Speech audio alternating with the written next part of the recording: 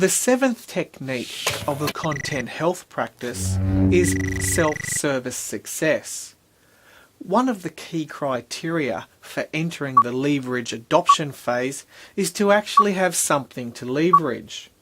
Enabling self-service requires that we have enough knowledge in our knowledge base to enable customer success with self-service, meaning if they use self-service, they have a positive experience.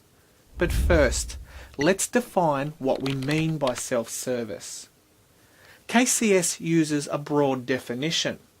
Self-service is any mechanism by which customers can solve an issue without an interaction with others. The most common form of self-service today is a web support portal, offering support information such as frequently asked questions and a searchable knowledge base.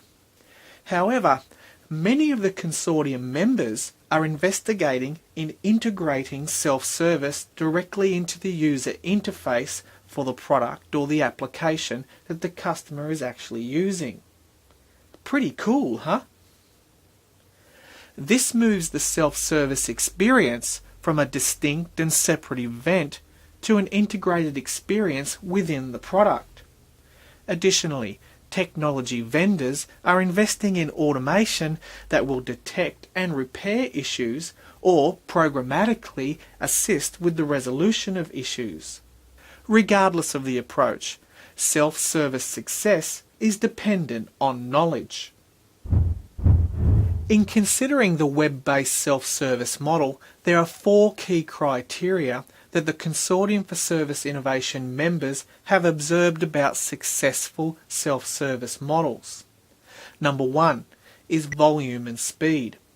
A sufficient number of articles needs to be available to customers and available in a timely manner.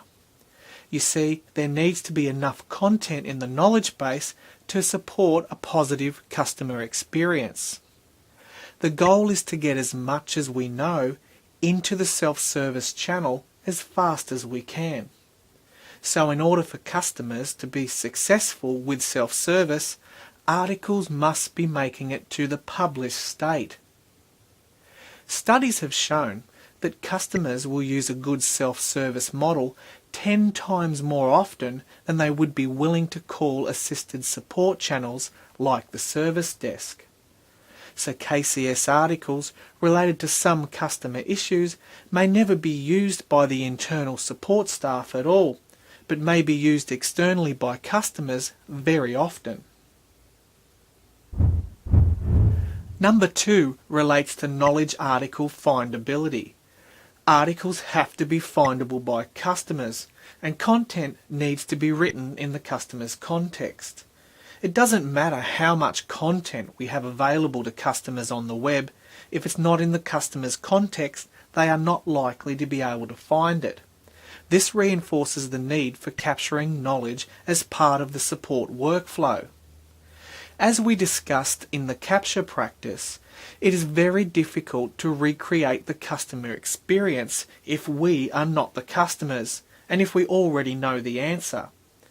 Creating articles in the customer's context requires that we capture their context or experience when they first express it.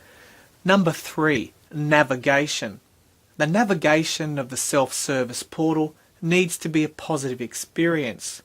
Research has shown that customer success is the number 1 driver for customers' willingness to use self-service. However, 2 other key factors are no dead ends and options on how to find things.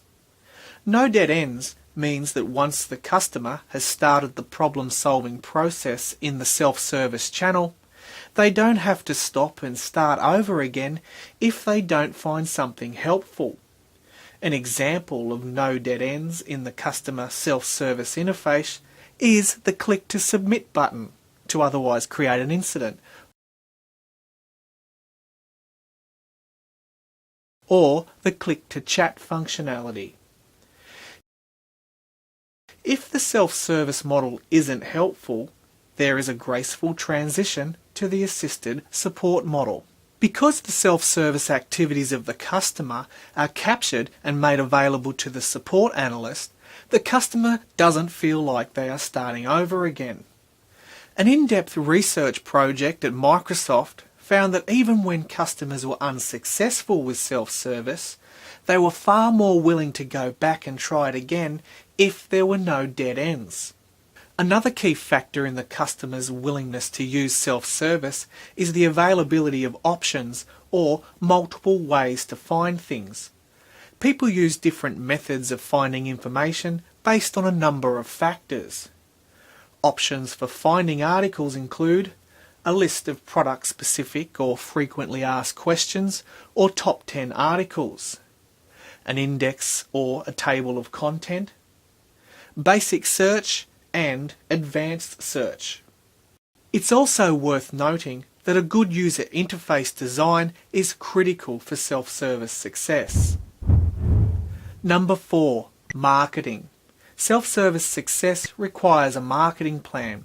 The "if you build it, they will come" approach does not work for web-based self-service. A positive experience with the self-service means that the customer will use it again. Not only will they come back, but they will use it a lot more often than they ever requested assistance from the support centre in the past. As a general rule of thumb, if customers find helpful information 40 to 50% of the time, they are likely to use self-service again. This is the industry average for self-service success. In a mature KCS environment, where 90% of what we know is available to customers within 90 minutes, the success rate reported by customers is in the 80% range.